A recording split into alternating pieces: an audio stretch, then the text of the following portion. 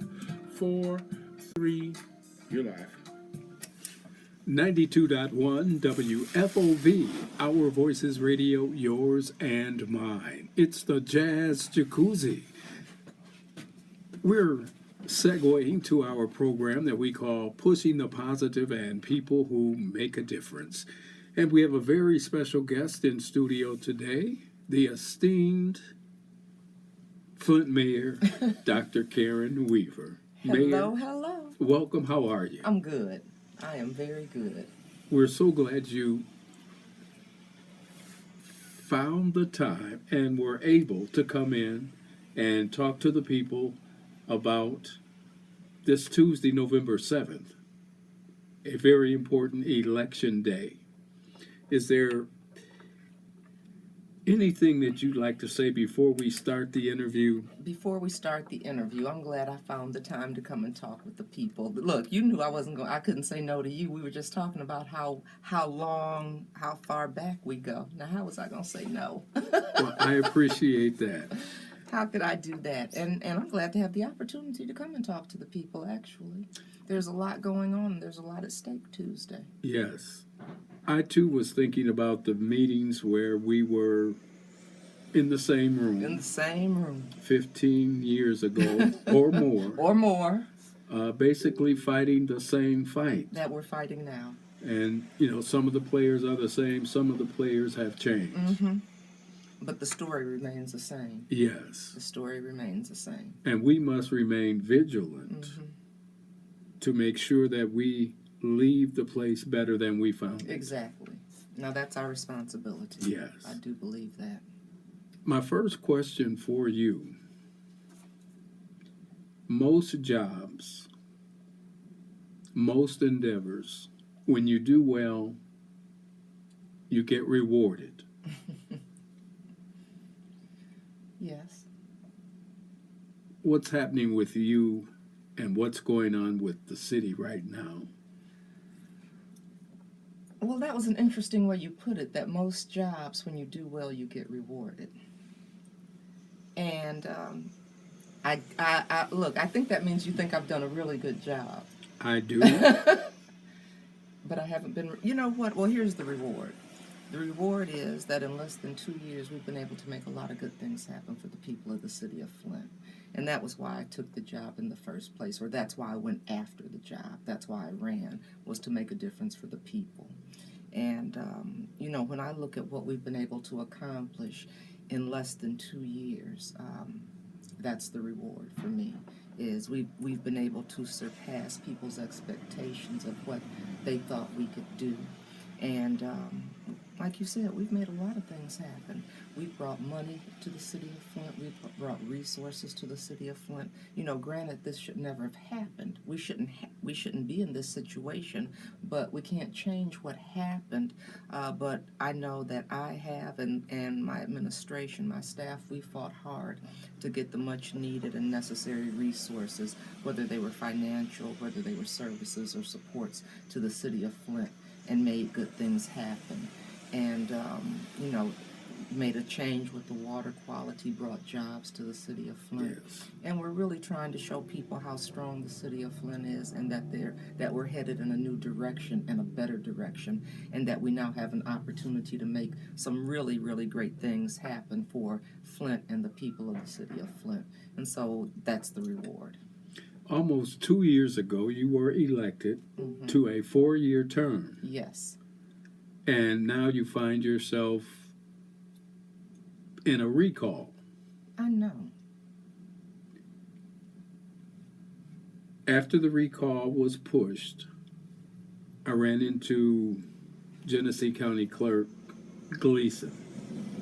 And I was on fire. I was mad that he and his colleagues voted to let the recall go through. I recall Federal Judge Larson, I believe, ruled 3 times that you had every right to open up the garbage contract as mayor. Correct. Not only did you save the citizens of Flint money. Yes. We did. But you did what a mayor should do. And now we find ourselves in a recall. The interesting thing about Mr. Gleason, he said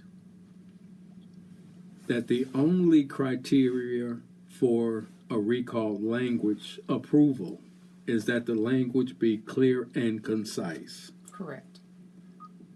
even if it's a lie. And even if it doesn't have to, you don't have to do anything egregious to the office for recall. You don't have to, which really makes no sense. But if someone is alleging a lie against you, Well, he said I signed the contract, I think is what they said, and I did. And that's what I'm supposed to do. You're exactly right. I did what I was supposed to do. And you know, it's funny that you bring that up, because I remember even when we were talking about this, Scott told me, you know, we're going to recall you. And so Scott who? Kincaid. Okay. And tried to scare me and threaten me into not doing what I was supposed to do and not doing my job.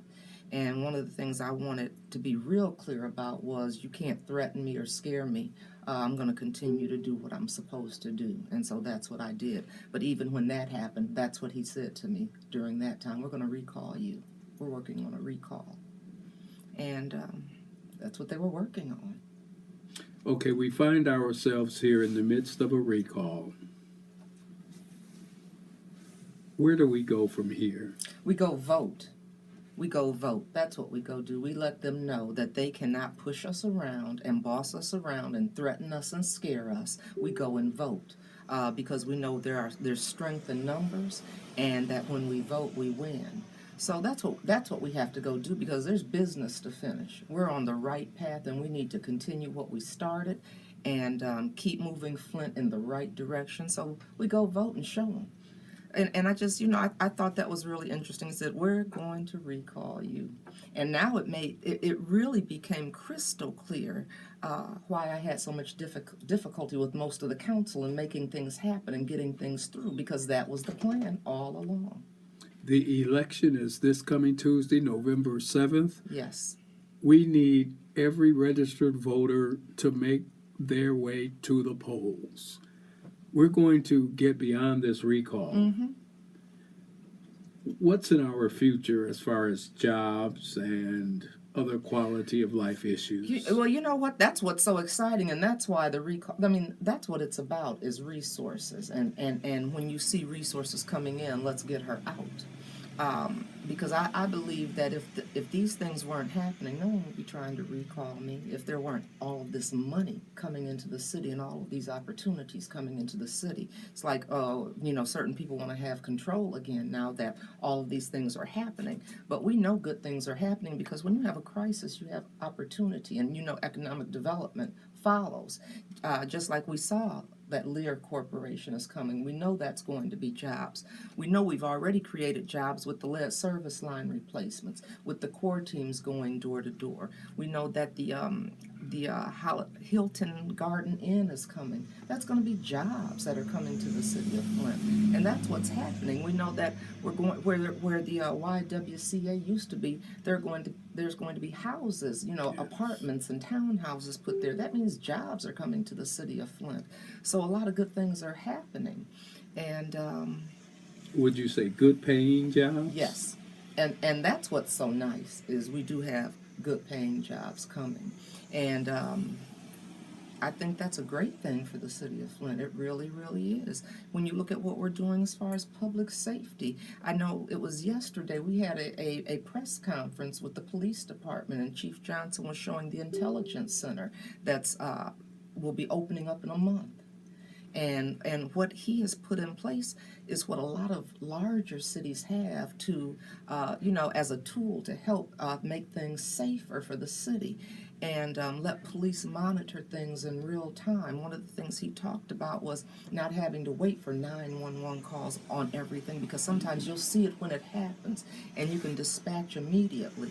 So he's bringing in state-of-the-art equipment for us to be able to monitor and reduce crime. So there's some really positive things happening here. We know Mott is getting ready to put a culinary arts school right downtown. So I think it's an exciting time for Flint. And people and businesses are looking at Flint now, because they see that we are worth the investment, and it's a great opportunity right now. let me ask you this. You talked about the 911 center and having to wait. Yes. Our 911 center had been taken over by the county. Exactly. So our officers have to wait. They have to wait. A lot of things have been taken over by the county. And 911 was one of them. And so that's one of the things I've always wanted people to know. When they dial 911, they aren't calling the Flint Police Department. Yeah. It's county-wide.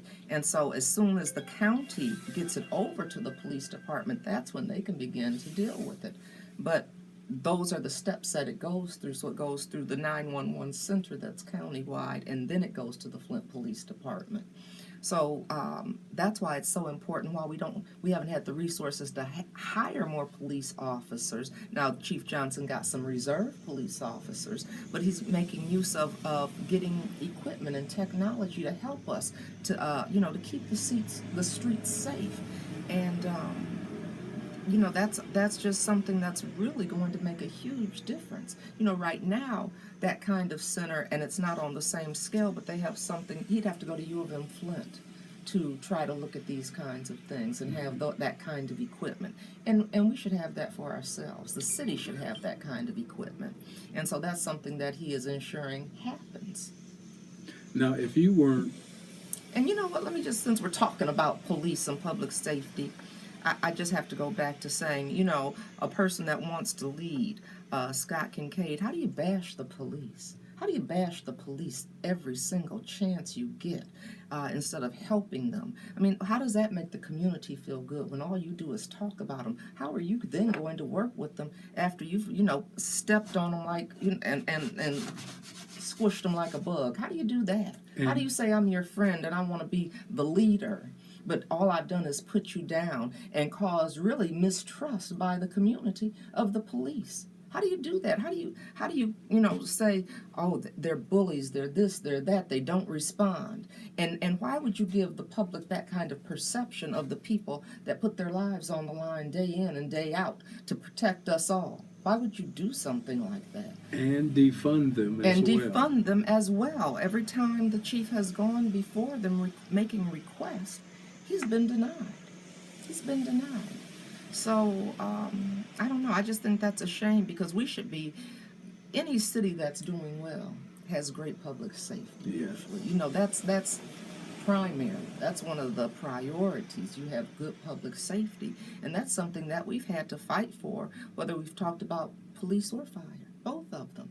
I mean, Chief Barton had to go and get grants to be able to bring more fighters to the city. He reopened the fire station, the one that the emergency manager had closed down. Yet the person running against me, Scott Kincaid, never spoke up about these things as well. So not only did he not speak up about water, but he didn't speak up for public safety either. I have my ear to the ground, Okay. and I heard that the city of Flint will receive a donation of 41 new police vehicles. Well, we've talked with somebody, and the first donation is because they talked about the vehicles, but the first one that will be coming will be the vests. The bulletproof vests, they're going to be getting some new vests because those are almost expired. They expire next year in the first quarter of next year. And so, just think about that. Your bulletproof vest doesn't work. So that will be the first donation. And we've been asked to put something together, and cars was on the list too, because that was something they went before council and asked about, was needing new cars because of the wear and tear that they put on cars and the way that they have to use those cars. So this donor, wants to donate cars as well to the police force. It's been said that you can tell about a community about how it treats its seniors and its babies. Mm-hmm. Mm-hmm. What do you have to say to our seniors about our babies? To our seniors about our babies. Well, that's been a big topic, really, especially with this water crisis, because we went to protect the babies first. and seniors were right after that, and that was what we had to do, was because you always want to protect your most vulnerable populations and lift them up and let them know how important they are, because we know that the babies are the future, but the seniors are the ones that brought us along. And so when you have those two ends of the spectrum, you really should appreciate them and love them and lift them. And so one of the things we want seniors to know is how important they are to us, and how important they are to our future, and really, guiding us and giving us insight and wisdom. And I really hope that we're listening to them, because we came in talking about we're fighting the same fight, and the seniors know about that fight. And somehow some of our people have missed part of that fight for some reason, seeming to not understand the struggle. And that's something that not only seniors, but some of us that are right underneath them, we have a responsibility to let them know about that. But the other thing we've been talking about, and Dr. Pugh, Pamela Pugh, who is our Chief Public Health Advisor, we've been talking about wanting to do some things really with the really young and the seniors, and bringing them together, because they're so important to each other. And so we were looking at that, doing some things, and that's something that we want to roll out once we get through November 7th. We've got a lot of good ideas and a lot of good plans, and I'm excited about making some of them happen. How big a distraction has this recall effort been? It's been a distraction to the entire city, and it's an unfair distraction, because it's something we shouldn't be dealing with in light of a water crisis. We really shouldn't. We should have all been fighting together and sticking together and making good things happen together. And people that were involved in that really should have been part of trying to be a solution, instead of tearing this community apart. And that's what's happened. And it has. It's been a distraction at some point. I've continued to, people have said, well, what are you doing all along when these different things were happening? I said, I have to continue to do my job and do what I'm elected to do, and not take my eye off of that. But it's been a distraction to the entire community. It really, really has. And not only has it been a distraction, it's been hurtful, because we had to fight to let people know, please still come here. When they see all of this kind of this unstableness in the community, and people fighting with each other instead of working together and coming together in light of a crisis, Lear thought about not coming. They thought about not coming. Why would we come to this unstable community, and a community that doesn't even appreciate what has happened, the hard fight that we fought to bring these resources and this money and this support. And if they don't appreciate what you've done, why are we coming in there? And we had to really sit down and talk with them some more and say, come, come in spite of. And so it's been detrimental in that manner as well. And we don't know what other companies could have been looking at Flint that said, you know what, they got too much going on, and there's so many other places they can go. Because who's not looking for businesses to come and invest in their community? Not many places. And so when they see this kind of foolishness and nonsense going on, and we've probably lost some things as a result of it. These are my words and not the mayor's. The folks who are behind the recall, pushing the recall, they are actually hurting this community more than they are helping. Mayor, you live on the south end, if you don't mind me saying so. Right. You worship on the north end. Well, I grew up on the north side of Flint. Okay. So yeah, I worship at Vernon Chapel. As part of the water crisis recovery, I've seen you on the east side, I've seen you on the west side. You have been a mayor for the entire community. Right. I've tried. I sure have. I don't think some of the other candidates are. So I have to point that out. Ladies and gentlemen, the general election is this Tuesday, November 7th. We need you to get out and vote. Not only do we have a right to vote, we have a responsibility to vote. Mayor, I have heard you blamed for so many different things. You hobnob with the stars too much. You're always gone. People complain about your advisors, the company you keep. I've heard people blame you for the weather. Yeah. It's been said that you can't please all the people all the time. So you just have to try to continue to stay focused and do the right thing. And it's interesting because some things came very unexpectedly. But I think had this not been a water crisis, maybe you're not going so much. But when you're fighting for state dollars and federal dollars and you're trying to get philanthropic groups to donate to your community, you don't have it happen by sitting here. You have to go to them. I had to go to Washington. I had to go to Washington a lot trying to get money. Talking with not just Democrats, but talking with the Republican Congress. We had to do that.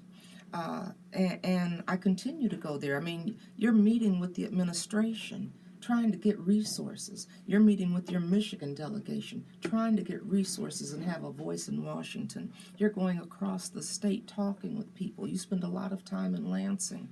But, I went to, I don't know, a lot of different groups asking for resources for the city of Flint.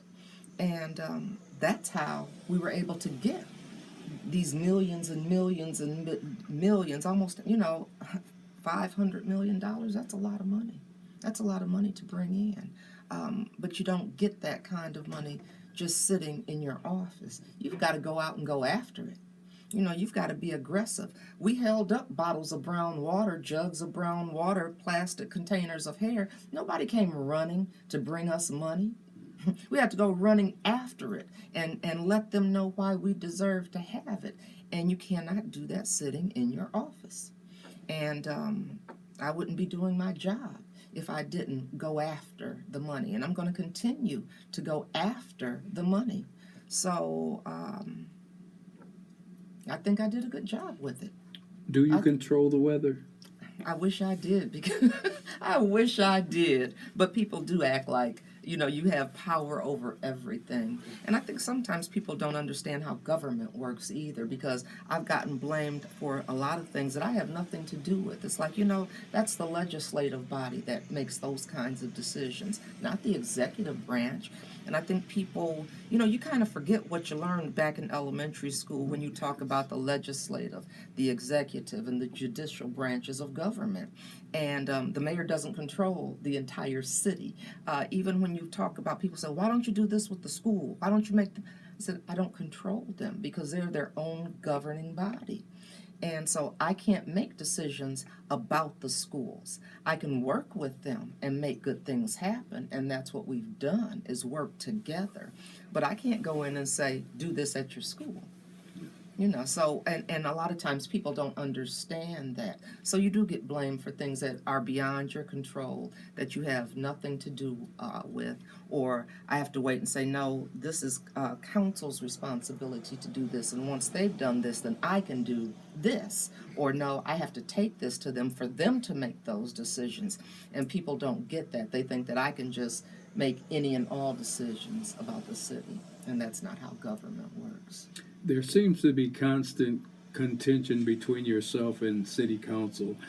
Are there areas that the two bodies can work together to move the city forward? There should have been a lot of areas that the two bodies were working together to move the city forward. We should have all been up in arms about what was going on. We should have all been, when I'm going to Lansing and meeting with the governor and saying, can we have some credits for water? We should have all been doing that, not just me by myself. And then when I can't go back a second time and get them, then it's my fault. Nobody went with me. I didn't see you all going. But those are things we should have been working on together all throughout this crisis. I mean, just think about how much more we could have gotten done had we been working together. And, sometimes it's hard when people are part of a previous administration. It doesn't matter what you do. They don't like it. They don't like it. If I say that it's Saturday evening, they're mad because I said it's Saturday evening because they were part of a different group. And so some things I can't change, and it's really sad that we could not put goals that we all wanted to see achieved and work toward them.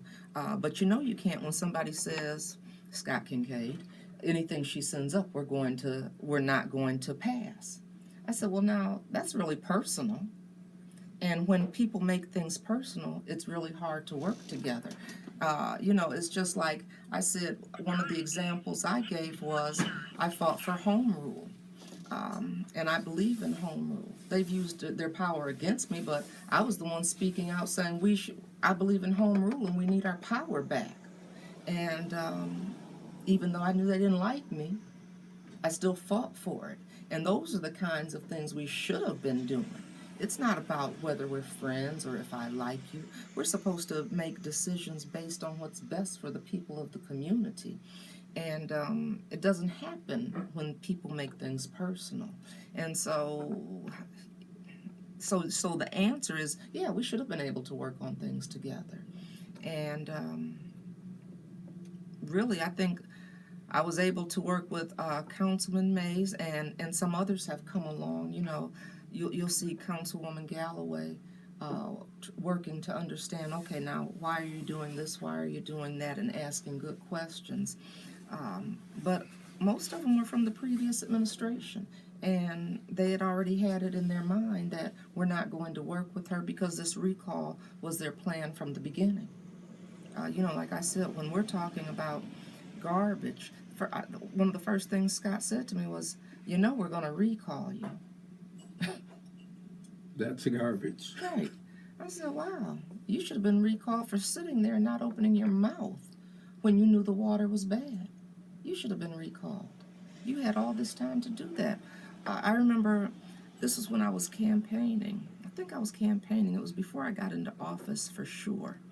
And maybe I hadn't started campaigning yet, but I remember going to Lansing to meet with the judge. It was a group of us, and the judge said, "You all asked for the emergency manager," and she said, "Not you, but the people that you all elected. Yes. Your city council asked for the emergency manager. Your mayor asked for the emergency manager," and nobody said a word.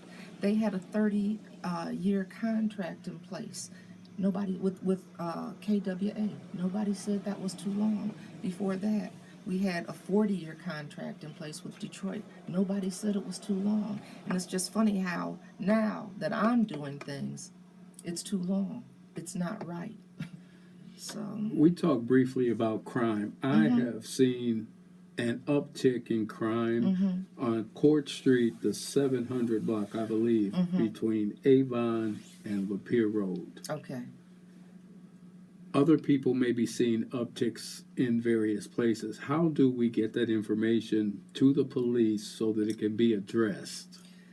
You know, and I'm going to tell you, that's why we have been fighting so hard to get this community policing in place, because we want people to let the police know what you know. And a lot of times we haven't been doing that. Or we'll think, well, if I talk to them, it's not going to matter, but it does. And one of the things that I have seen the chief do is when people have come to me and said, I see this going on in this neighborhood, I've called him and he said, we're sending somebody over that way. We're going to start watching that. And he's been really unlike other police chiefs because he gives you his cell number. He says, call him. Report it. Let him know, because they know that they're understaffed and they don't have the technology set up yet to look at these kinds of things. He gives people his personal cell number and says, call me. We're going that way. But that's why what we're getting ready to open up next month with this intelligence center will make such a difference, because when we were in there, I don't know how many big TVs he had all around this room, and then there's another room with equipment where they'll be able to see those kinds of things. And that's why we're so excited about being able to make that announcement yesterday, because that's something that will help them with just what you brought up. So they'll be watching. And so when somebody says, we need cameras looking in this area, they can gear them toward that certain area and start watching closer and harder. He also talked about that that cat eye, I think is what they're calling this other program, Yes. where they have the businesses that will have the cameras and they'll be able to track things in real time. And so we're trying to put those kinds of partnerships in place where businesses and the police department are working together. So that's going to be something else that's going to help address that. But we always, and it was so funny because even yesterday when we made the announcement, one of the reporters said, well, maybe this means you don't really need more police officers with this kind of technology. And I said, well, no, we don't want anybody to think we don't need more police officers, because technology is another tool to help fight crime. A gun is a tool to help fight crime. The vest is a tool. These are all tools that enhance what they do.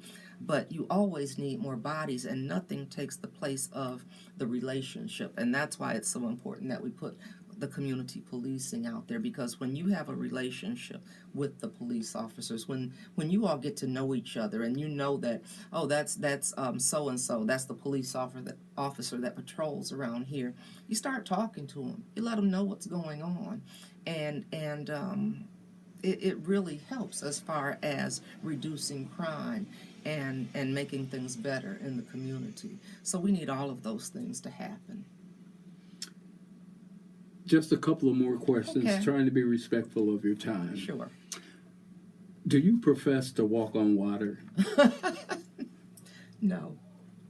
No, why'd you ask me that? Because people think you're supposed to do everything and get everything done. I know. For those people who are unsatisfied with your administration, Mm-hmm. what would you say to them?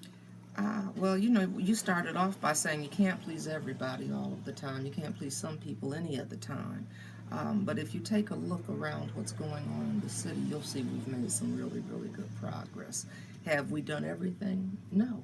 But in the areas where we've been working, I think we've done a really good job. But the other thing I would say is one of the things that we know happened under emergency manager and with the police, not only with the police department, but with City Hall and the staffing, was they got rid of everybody. They got rid of everybody, and they made it really tough for us to address some of the issues and concerns of the residents when you don't have enough people to do the day-to-day operations. And then when you're faced with a water crisis, there are other things that you need in addition to day-to-day operations that you're dealing with.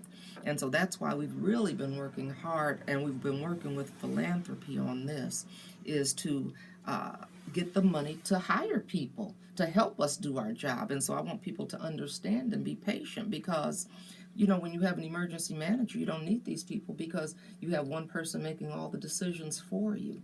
And that's not right as well. I mean, just think about it. We don't even have economic development in City Hall anymore. They got rid of an economic development department. Why would you do that for a city? I mean, it makes no sense. It makes no sense. Why would you get rid of half of your police department? It doesn't make any sense. Well, why would you get rid of your pipe, and why would you get rid of your lawnmowers, and why would you get rid of your garbage trucks? And because there was another plan in place. So I would ask that people be patient. But I have to go back to something you said when you were saying different things people don't like. And you even went so far as to talk about they don't like who you have around you.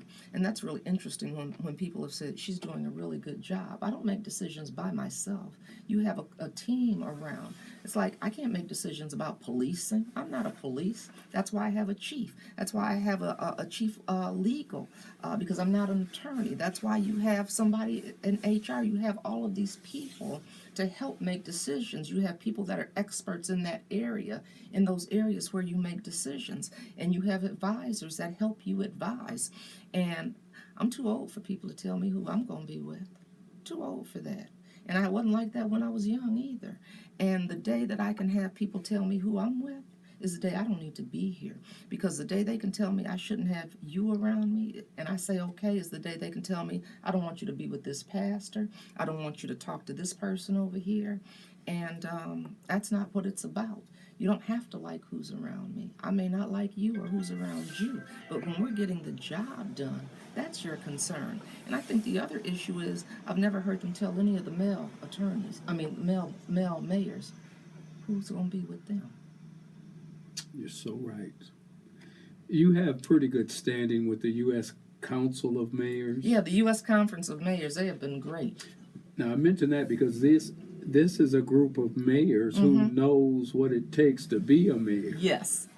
Myself, I've never been a mayor, so I don't know. Okay. So if I look and I see the U.S. Conference of Mayors saying that you're doing a good job, Yeah. that means a whole lot. It does. It does. And it means a lot to me as well, because that's when, because those are your colleagues and they do know what you go through. And even though they may not have dealt with a water crisis like we've had in Flint, they understand what you're going through and dealing with trying to run the city and the challenges that you face and the things that people believe and the misconceptions that are out there and how media will twist things on you and really try to stifle your story and print negative things about you. And they get all that because they live it day in and day out. And it's interesting because it doesn't matter if you're the mayor of a small town or a large city, they get what you're dealing with. And so for them to say that was, that makes me feel really good that they feel that way about me. And I have to give them some accolades because they've helped me be who I am in this seat, because I remember when this crisis hit, they came to Flint.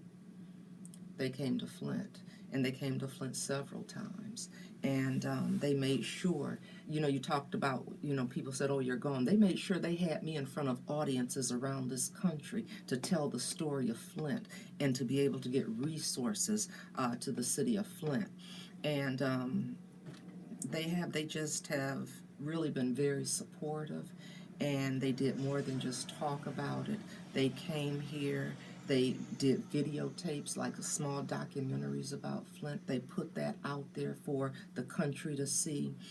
Like I said, they made sure I got all across this country to tell Flint's story. They recognized how important this story is and they knew and they know it was a story that needed to be told, and it needed to be in your face, and it needs to stay out there until we get these issues resolved.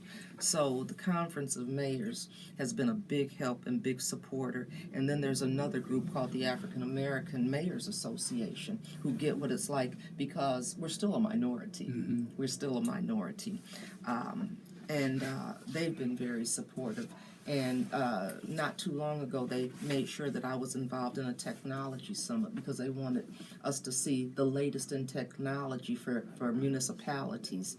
And they invited 15 mayors to come, and they paid for I was one of 15 to come to this, so we could see what's the latest and the best as far as technology and what you need to enhance and help you running a city, and what departments need, and how you can use data to your advantage. So they've been some great resources and great supports. In an act of sisterhood, you wrote a letter to the mayor of San Juan, Puerto Rico. Yes. Talk about that. And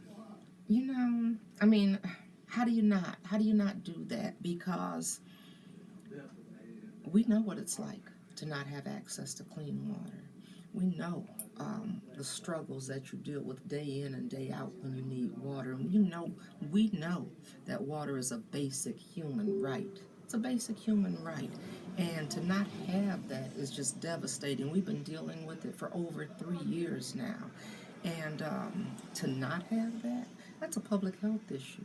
That's a huge crisis. And we know that we're going to be dealing with this for years to come.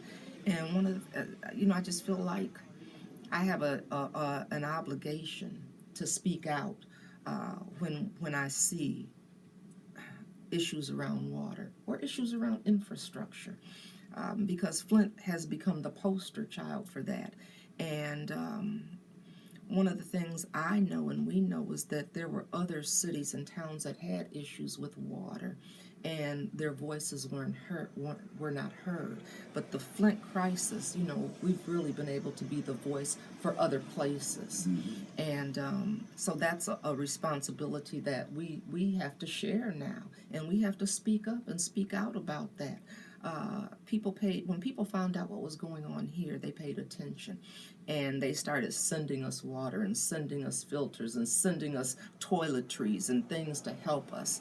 And so we while we're still in a crisis, we still have to hold our hand out and help somebody else when we see they're facing a challenge, especially a challenge that we identify so closely with and that we're still in the midst of. And I spoke with her, and she was so thankful that I had done that. And I told her, I said, I'm going to Washington. I spoke with her that Saturday, and I think I was leaving that Wednesday to go to Washington. And I told her while I was having my meetings, I was going to speak up for Puerto Rico as well. And that, it makes you feel good when you know people are fighting for you as well, and speaking up for you and thinking about you and praying for you, because we know how it made us feel when people said, we're with you, we support you, we're sending you this, you're in our thoughts and our prayers and on our hearts. And that made us feel good. And so we owe that to other people as well.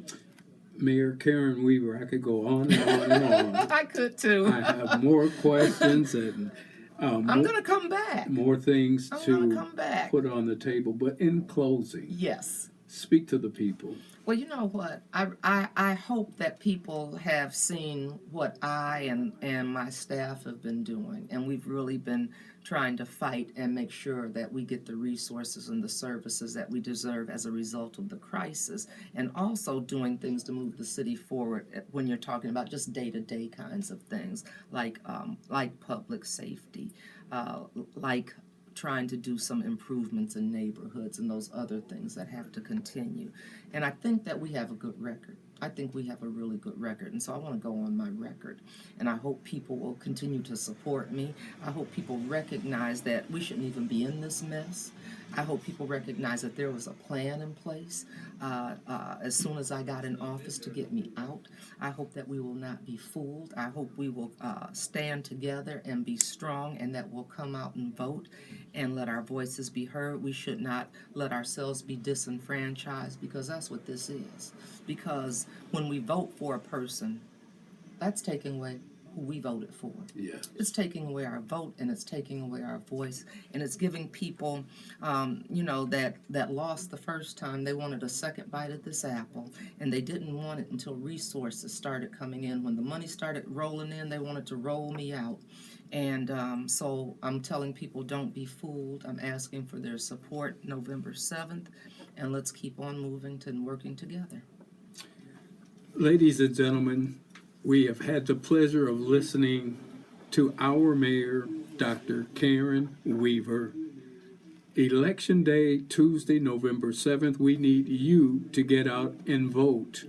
As Representative Maxine Waters said, we're going to reclaim our time. That's right. Yes. And that's what this is. This is our time. Yes. Ladies and gentlemen, we return you to the Jazz Jacuzzi here on WFOV 92.1 LP FM in Flint. Thanks for listening. Get out and vote November 7th.